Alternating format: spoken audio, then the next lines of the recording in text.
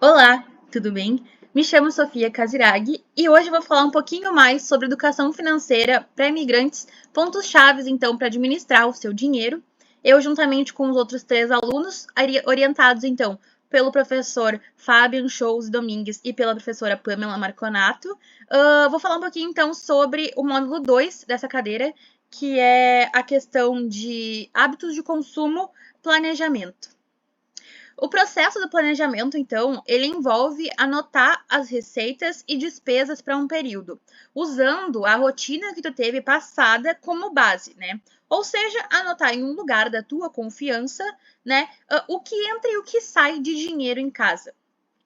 A gente dividiu, então, em 3 partes para que consigam compreender melhor, né? Dando um ponto de atenção, então, que é anotar, é importante que tu anote, né, num lugar de fácil acesso. A gente recomenda que seja em um grupo de WhatsApp feito só para isso, com os demais familiares, né, com o teu núcleo familiar, ou em algum caderno pequeno que tu tiver facilidade de ter ele sempre na tua vista, né?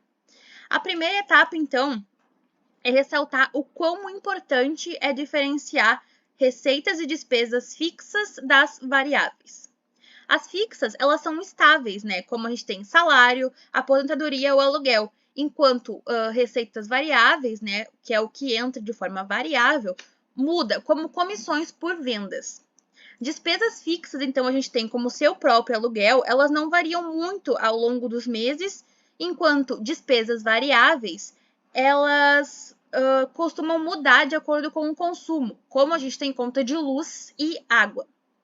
É bom, então, que tu considere anotar também contas sazonais a serem pagas, ou seja, aquelas que vencem em determinado período ou dia, né, apenas como impostos ou cheques predatados, ou seja, geralmente elas têm valores e vencimentos únicos, né? Não são parcelas contínuas, como a gente paga todo mês, é uma coisa que é periódica, é só um pedacinho, né? Vamos dizer, tipo, só um pagamento no ano, só um pagamento a cada alguns meses.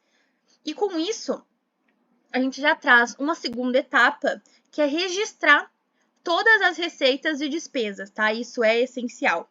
Inclui anotar os gastos que tu tem, conferir teus extratos bancários, guardar as notas fiscais, a notinha fiscal que tu ganha no mercado, e diferenciar como tu paga essas contas, sejam elas por dinheiro, por cartão ou Pix.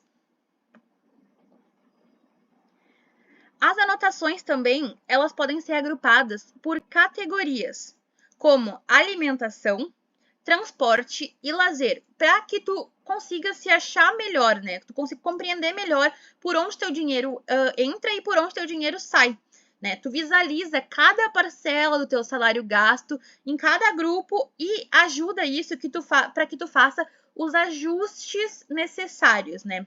Cria o hábito de fazer essa prática. O uso do dinheiro muitas vezes não envolve apenas só você mesmo, né? Mas também a sua família mais próxima, o núcleo familiar. Caso, né, essa seja a sua realidade, não deixe de conversar com eles. Conversa com eles, traça planos em comum, objetivos em comum, para que todos eles tenham o mesmo compromisso, né, do que for definido no planejamento orçamentário. No início, caso tu tenha dificuldade para fazer esse orçamento de receitas e despesas para ver os gastos, não desanima. É normal a gente ter dúvidas ao iniciar esses novos procedimentos. Qualquer coisa você pode nos chamar. Com isso, a gente também vai entrar numa categoria agora falando sobre gastos variáveis. Gastos variáveis são aqueles que mudam de acordo com o consumo e que a gente pode sim diminuir, né? Ao diminuir o consumo, como alimentação fora de casa, roupas, estéticas e assinaturas. É importante que tu faça a pergunta para si mesmo. São gastos necessários ou eles podem ser cortados do orçamento com uma certa facilidade?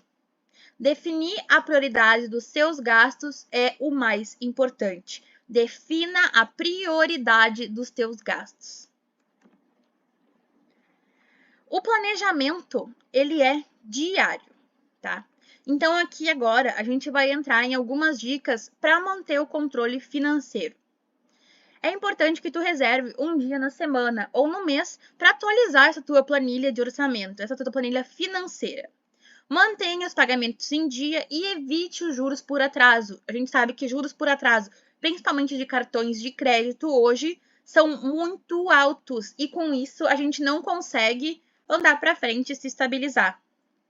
Anote na agenda, então.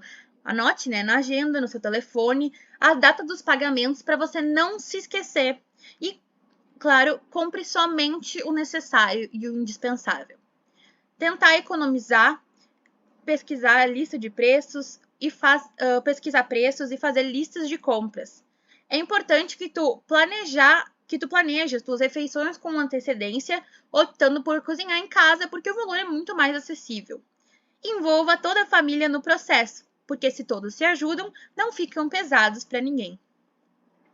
Retomando, então, o planejamento ele é diário, tá? É essencial que tu faça uma lista de compras com os preços médios que tu costuma pagar, para que tu consiga comparar esses preços não só de estabelecimento para estabelecimento, mas também ao longo do tempo.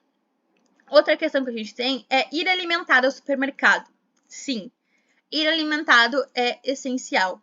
Tem algumas pesquisas que comprovam que pessoas que fazem compras com o estômago vazio, elas compram mais por impulso, por estarem com fome, tá? A gente sabe que na correria do dia a dia geralmente não é o que acontece, mas é mais um hábito que hábitos eles são primeiro uma obrigação para depois virar hábito, né? A recorrência é o que faz virar um hábito. Outro ponto também chave é evitar levar crianças, mas se levar, combinar previamente com elas o que elas comprarão, né? Porque crianças geralmente não entendem o conceito do dinheiro, bem dizer, e de ser da compulsividade, né? De que eles não podem levar porque não é essencial. Também combinar previamente é uma oportunidade para tu educar financeiramente os teus filhos, irmãos menores, enfim, né? Tu vai ensinar para eles o que é o essencial e o que eles podem levar naquele momento. Também é melhor que compre produtos da estação, né? Produtos que são da época mesmo, geralmente, né, em frutas e verduras, porque elas costumam ter um preço menor e uma melhor qualidade. Além disso, testar outras marcas também é legal para que tu consiga pesquisar melhor, né, e procurar melhor. Hábitos de consumos, então, essenciais. Pesquisar preços, e por que a gente enfatiza isso? Porque é muito importante. Especialmente, né, compras em feiras de produtores regionais, onde o valor ele tende a ser mais em conta do que em grandes mercados. Alimentos como feijão, arroz e frango costumam ser mais baratos o ano todo, além de que eles são populares, né, por suas variações de pratos que podem ser feitos. Também, falando então sobre hábitos de consumo, a gente também sabe que existem várias opções de lazer gratuitas, né, como praças e parques pela cidade, shows e eventos culturais, nos grandes centros urbanos principalmente, como é o caso aqui de Porto Alegre, e a práticas de esporte em quadras municipais. Há inúmeras formas de se aventurar, explorar as opções das cidades, fazer piqueniques ao ar livre e atividades esportivas de graça, né? A gente sabe que às vezes o que é pago brilha mais aos olhos, mas também aproveitar o que o município, né, o que o estado dá pra gente no dia a dia. Mais informações, então, você encontra nas outras videoaulas. Qualquer dúvida, você pode nos contatar. Muito obrigada. Encerramos o módulo 2 de hábitos de consumo e planejamento por aqui. Até mais!